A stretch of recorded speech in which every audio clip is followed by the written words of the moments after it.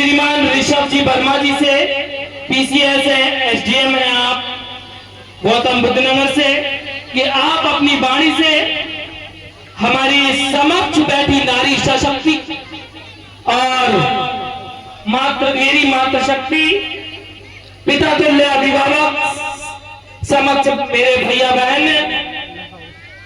को अपने जीवन के कुछ अनुभवों के साथ उनके सपनों को साकार करने में सहयोग प्रदान करें। श्रीमान ऋषभ जी वर्मा, आपसे मेरा करबद्ध आग्रह कि आप अपने शब्दों से यहाँ उपस्थित जन समूह को अपना आशीष वचन प्रदान करें।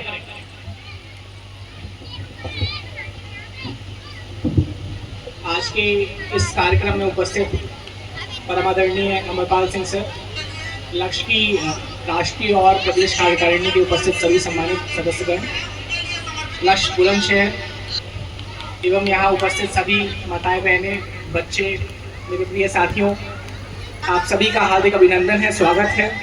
और मैं धन्यवाद करना चाहूँगा यहाँ उमेश जी का, जिन्होंने एक बहुत ही अच्छा कार्यक्रम इस गांव में कराया। सर्वप्रथम मैं अपना परिचय देना चाहूँगा। मेरा नाम ऋषभ वर्मा है और मैं 2021 बैच का डिप्टी कलेक्टर हूँ उत्तर प्रदेश में। पढ़ाई मैंने औरैया ज़िले से की है और इससे पहले मैं हिंदुस्तान पेट्रोलियम मुंबई रिफाइनरी में कार्यरत था और उसके बाद मैं अभी वर्तमान में उत्तर प्रदेश सरकार के अंतर्गत कार्यरत हूँ। चूँकि आज शिक्षा से जुड़ा हुआ कार्यक्रम है तो मूलतः जो बच्चे बैठे हुए हैं, उनके माता पिता बैठे हुए हैं, उनसे ही मेरे कुछ शब्द रहेंगे जो मैं कहना चाहता हूँ सभी लोगों से। तो पहली तो चीज़ बच्चों के लिए है कि जो आपका स्कूली जीवन होता है उसमें कुछ चीज़ें सीखने के लिए बहुत ज़रूरी होती है। पहला तो है कि आप शिक्षा ग्रहण कर रहे हैं, गणित पढ़ रहे हैं, अंग्रेजी पढ़ रहे हैं, साइंस पढ़ रहे हैं, एक तो उस विषय की पढ़ाई हो गई। और दूसरा होता है डिसिप्लिन, कि अपने जीवन को संयमित नियंत्रित रूप से जीते हुए कैसे जीवन की शुरुआत की जाए। अगर आप सभी लोग देखेंगे तो आपकी पूरी ज़िंदगी में 80-90 साल की ज़िंदगी में जो आपकी शिक्षा का समय है वो 15 से 20 साल का रहता है एवरेज। तो 1/4 या 1/5 भाग आपके जीवन का शिक्षा में गया। तो बहुत ज़रूरी है कि उस शिक्षा को ग्रहण करते करते बाकी का बचा हुआ जो 50-60 साल जीवन है वो कैसे जिएं, वो इसी दौरान आप सीख जाएं। तो यहाँ माताएं बहनें बैठी हुई हैं, बहुत सारे अभिभावक होंगे। मैं उन सभी से चाहूँगा कि 20, 21, 22 साल तक जो बच्चों के डिसीजन होते हैं, चाहे वो पढ़ाई से संबंधित हों, चाहे वो जीवन के और सारे निर्णय हों, इसमें आप सबकी भूमिका बहुत ज़्यादा अहम होती है। बच्चा तो पढ़ाई कर ही रहा है, लेकिन बदलते परिवेश के साथ में आप सबको भी सीखने की बहुत ज़्यादा ज़रूरत है, क्योंकि जो उस बच्चे के जीवन शुरुआती 20 साल के जीवन के निर्णय होंगे उसमें 90% योगदान आपका ही रहने वाला है। तो बदलते परिवेश के साथ में उसके लिए क्या सही है क्या गलत है, इसके लिए आप सबको भी जागरूक होना बहुत ज़्यादा ज़रूरी है। दूसरी चीज़ पे आता हूँ मैं कि चूँकि हम सभी ग्रामीण क्षेत्र से आते हैं, बच्चों को पढ़ाई का माहौल कैसे मिले। एक बहुत बड़ी समस्या हम सभी बच्चों के लिए रहती है कि घर में वो माहौल नहीं मिल पाता है पढ़ाई का। संभवतः हमारे माता पिता 95%, 99% खेती बाड़ी से जुड़े हुए हैं। तो उस बच्चे के लिए जिसके माता पिता खेती बाड़ी से जुड़े हुए, जिनके पास में अनुभव नहीं है, उसके लिए शिक्षा में एक्सेल करना, आगे बढ़ना बहुत मुश्किल हो जाता है। तो जितने भी अभिभावक बैठे हैं उन सभी से मेरा यही अनुरोध है कि अगर आप चाहते हैं आपका बच्चा पढ़े लिखे, तो सबसे आसान चीज़ है कि उसको एक टेबल और एक चेयर ला के दे दीजिए, ताकि उसका एक स्थान हो। जैसे आप सभी बड़े होते हैं तो आप सभी का सपना होता है कि हमारा एक घर बन जाए। तो एक पढ़ने लिखने वाले बच्चे का घर है उसकी टेबल और उसकी कुर्सी, जहाँ वो बैठ के पढ़ाई कर सके, अपनी किताबें रख सके। तो ये सबसे आसान चीज़ है जहाँ से आप अपने बच्चे की शिक्षा का जो रास्ता है वो शुरुआत कर सकते हैं। अब मैं दूसरे रास्ते पे आता हूँ। दूसरा एक बहुत छोटा स्टेप आप सभी से साझा करूँगा कि जब आपका बच्चा प्राथमिक शिक्षा में होता है, प्राथमिक विद्यालय में होता है, उसके बाद में माध्यमिक में जाता है, 8वीं तक की शिक्षा ग्रहण करता है, तो उस समय तक सबसे ज़्यादा ज़रूरी होता है कि उसका एक एनालिटिकल माइंड डेवलप हो। अगर आप साइकोलॉजी पढ़ेंगे, मेडिकल साइंस पढ़ेंगे, उन सभी में कहा गया है कि 5 साल तक 8 साल तक जो बच्चे की बुद्धि का विकास होता है वो बहुत ज़्यादा तेज होता है। तो आप सबके लिए बहुत ज़्यादा ज़रूरी है कि प्राथमिक शिक्षा में उस बच्चे का जो एनालिटिकल दिमाग है, गणित और विज्ञान, इन सब की शिक्षा देना बहुत ही ज़्यादा अनिवार्य है। चूँकि मैं फील्ड में भी रहा हूँ, ग्रामीण क्षेत्रों में जो प्राथमिक विद्यालय रहते थे उनका निरीक्षण भी करने का मौका मिला, तो मैंने देखा 2-3 समस्याएं जो बच्चों से मिलने पर मुझे पता चली कि एक तो उनके माता पिता कुछ बच्चों को स्कूल ही नहीं आने देते हैं, तो रेगुलर रूप से वो स्कूल नहीं आ पाते हैं। दूसरी समस्या है कि अगर वो स्कूल आ भी जाते हैं, खुद से पढ़ाई करना चाहते हैं, तो उनको घर से सपोर्ट नहीं मिल पाता है। तो इन दोनों चीज़ों के लिए मैं चाहूँगा कि जितने माता पिता लोग हैं वो सभी लोग कम से कम आधा घंटा 1 घंटा तो अपने बच्चे के साथ गुजारें। उससे पूछे कि बेटा तुमने क्या सीखा है आज, इस हफ्ते क्या सीखा है, आगे क्या प्लान है तुम्हारा। इससे बहुत ज़्यादा ज़रूरी होता है कि बच्चे को हम मोटिवेट कर सकें। जब वो अपनी प्राथमिक माध्यमिक शिक्षा में होता है तो उसको मोटिवेशन की बहुत आवश्यकता होती है। और मैं आपको बता दूं कि हमारे समाज से जितने भी अधिकारी निकले हैं, ये उनकी अपनी खुद की मेहनत है कि वो आज अधिकारी बन पाए हैं।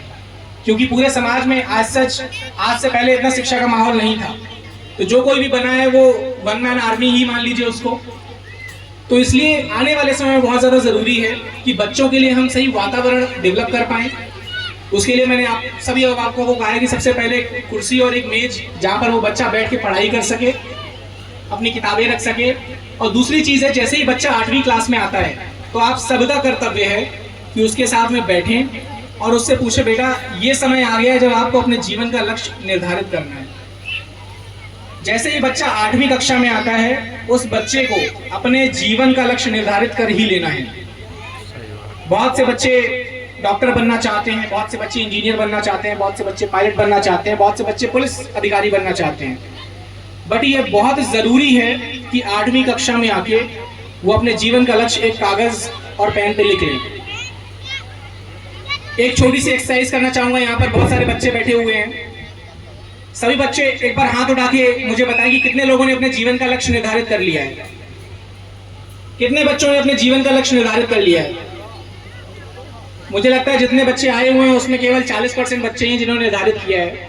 तो अभी हम फटाफट जो 8वीं और 7वीं के बच्चे हैं या उनसे बड़े हैं, या हो सकता है उनके अभिभावक भी बैठे हों, बहुत सारे अभिभावक भी अपने बच्चों के लिए सपना देखते हैं, तो मैं उन सब से अनुरोध करूंगा कि 1 मिनट आप अपनी आंखें बंद करके अपने जीवन का लक्ष्य और अपने बच्चे के जीवन के लक्ष्य के बारे में आज निर्धारण करिए। मैं 1 मिनट का टाइम देता हूं आप सभी लोगों को। 1 मिनट सभी लोग अपना आंखें बंद करिए। सभी लोग, जितने भी माता पिता आए हुए हैं, जितने भी बच्चे आए हुए हैं, 1 मिनट का टाइम है आप सभी के पास में कि आज यहाँ से इस कार्यक्रम से आप अपने जीवन का लक्ष्य निर्धारित करके जाएंगे। सभी लोग आंखें बंद करो, मैं देख रहा हूं। सभी लोग आंखें बंद करो और निर्धारित करो कि आपको अपने जीवन में क्या बनना है। जो भी माताएं आई हुई हैं, मैं उनसे भी अनुरोध करूंगा कि आपका बहुत बड़ा एक योगदान रहता है अपने बच्चे की शिक्षा में, उसके जीवन में। तो आप लोग भी एक सपना देखिए। आज इस कार्यक्रम के माध्यम से, यहाँ आने के माध्यम से आप एक सपना देखिए, जिस सपने को जीने के लिए आने वाले 20 साल 25 साल आप उस सपने को पूरा करने में लगाएंगे।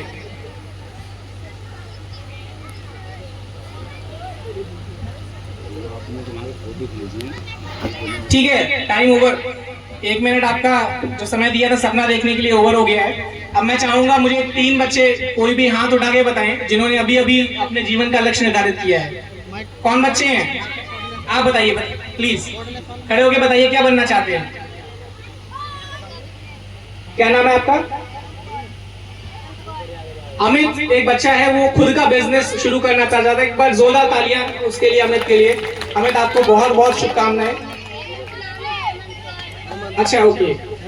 सेकंड और कौन बच्चा है बताइए। भैया क्या नाम है आपका? भैया वंश। तो एक बार जोरदार तालियां वंश के लिए जो बड़े होके फौजी बनना चाहते हैं। बैठ जाइए। एक कोई बेटी यहाँ पर जिसने सपना देखा, प्लीज आप भी बताइए। बेटियों में कोई खड़ा होके बताइए जिन्होंने आज एक सपना देखा है, प्लीज आ जाओ। सर ये माइक